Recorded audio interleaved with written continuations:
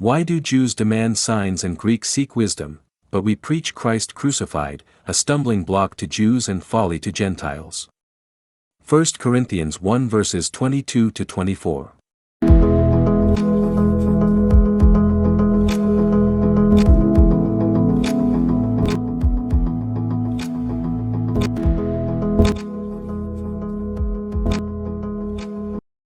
Two words that seem to walk together, and together have also lost their meaning. Today, when we speak of scandal and folly, it seems that no one really cares, and scandals are in no short supply. Our perplexity lasts only until the next scandal appears. That is the maximum time allowed for a scandal to remain on the day's agenda. What in biblical times indelibly marked a person, to the point of being shunned, is now a topic for barroom conversations.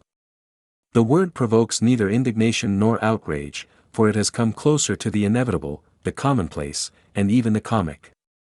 And what are we to say about the word folly? Unlike the past, when the first signs would immediately open the doors of asylums, today folly is being admired in the arts, in customs, and even in speeches. Nothing that a more attentive look cannot pull back the curtain on in this spectacle. They are quickly identified as rational and consequential, premeditated actions, very well crafted.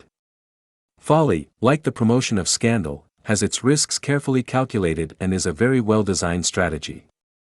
Everything converges so that, in the end, the result garners audience, prestige, money, and, why not say it, even a few votes.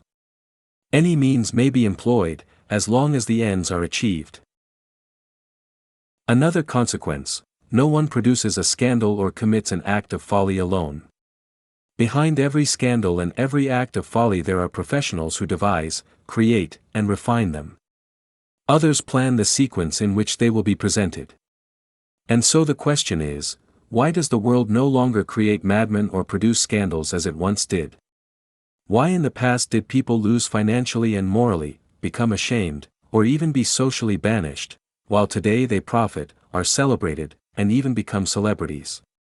The maxim that the crazier it is, the more attractive it becomes has definitively found fertile ground in Christian worship. Everything that is more bizarre and more outlandish is precisely what is being used in today's celebrations. A superficial analysis might lead us to think that our base text serves to endorse this entire bizarre context. However, Paul, according to what he wrote in the epistles addressed to the Corinthians and the Ephesians, would never approve scandals of this kind, nor would he fail to severely rebuke such acts of folly within his churches. Although the message of the gospel was presented in a radically innovative way, the method used to reach people has always been the age-old art of preaching. God was pleased to save those who believe through the folly of preaching. The same preaching that sets son against father and father against son, that separates marrow and joints, that makes us the refuse of the world and the scum of the universe. The preaching that emphasizes the greatest scandal of all time, the message of the cross, which humiliated and tortured the Son of God. The cross to which he voluntarily surrendered himself, suffering the most infamous of all executions. Our text speaks of an altruistic and even romantic face of scandal, and of a folly that translates into courage to lead change. It speaks of a folly whose outcome is the imminent risk of death, and of a scandal whose only certainty is cruel and violent opposition, and that is where all the difference lies. Paul tells us that the cross is the lever to subvert the order, to invert values, and to turn the world upside down.